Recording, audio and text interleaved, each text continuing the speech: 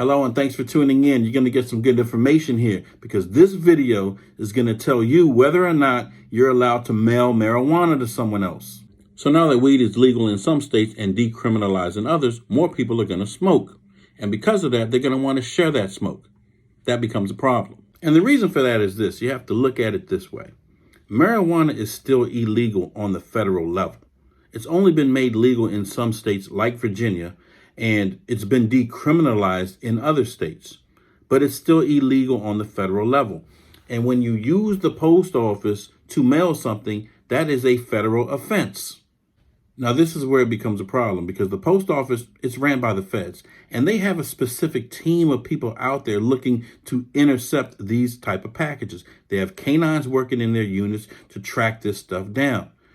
If it's intercepted, you got a problem, because the post office will then report that to the DEA. And when the DEA gets involved, you're going to be in a fucking jam.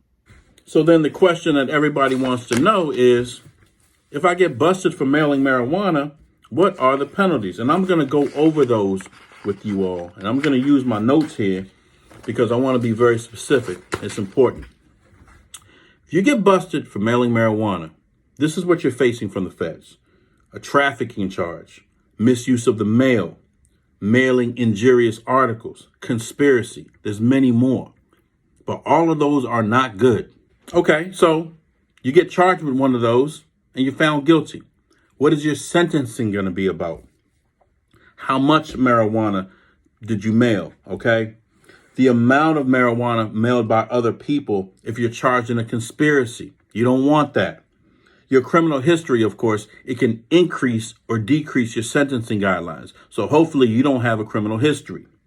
Did you accept responsibility? Like, did you plead guilty? Because sometimes if you plead guilty, you get lesser time. But I don't really agree with that. But yeah, if you plead guilty, then that's what happens.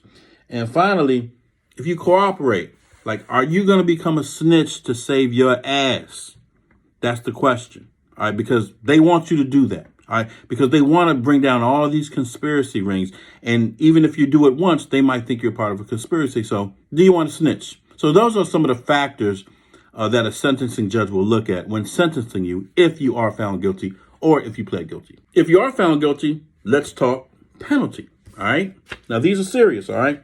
On the federal level, if you mail marijuana in an amount less than 50 kilos, it carries a sentence up to 5 years and a $250,000 fine. Now, if you're a first-time offender, you're probably not going to get that amount of time, but you're going to get something. All right? So you don't want that to happen. So the takeaway from this part of the video is, if you mail marijuana and you get caught, the feds are definitely going to get involved. Okay, so you understand that the feds can get involved if you mail it. And you're like, all right, well, I live in Northern Virginia. I'm going to mail it down to my buddy in Virginia Beach. That shouldn't be a problem, right? Actually, it is, because the feds can still get involved in that. But more importantly, the Commonwealth of Virginia can get involved also. This becomes the problem, all right? Virginia has a law that says you cannot distribute drugs, all right? Every state has that law. And you mailing it to someone is actually you distributing it. Now, you can say, oh, it's a gift to that person. Okay, well, Virginia has a law for that also. Let's go over that. Let's talk about penalties, okay? If you're busted for distributing marijuana in Virginia, up to 1 ounce, you can get up to a year in jail and a $2,500 fine. And that escalates, okay? Check this out.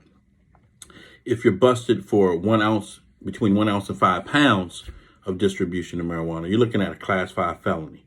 And that'll get you 1 to 10, all right? You don't want that. Now, anything over 5 pounds, you're looking at, check this out, more than 5 pounds of marijuana, you're looking at imprisonment of not less than 5 or more than 30, all right?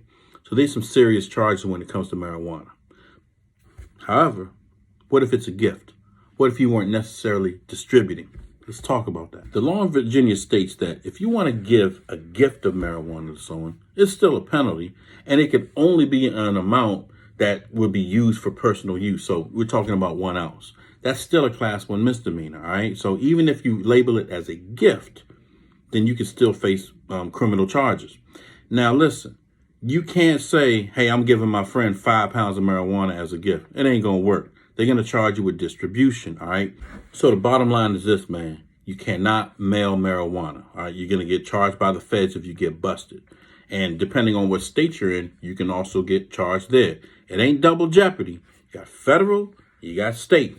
All right, so you can smoke it, but don't distribute it by mail. All right, don't distribute it at all. You can get in trouble either way, but this is about, can I mail it? The answer is no. Okay, people, thanks for watching the video. I hope it was helpful. Stay tuned. Send me some questions. I'll see what I can do about making a video for it.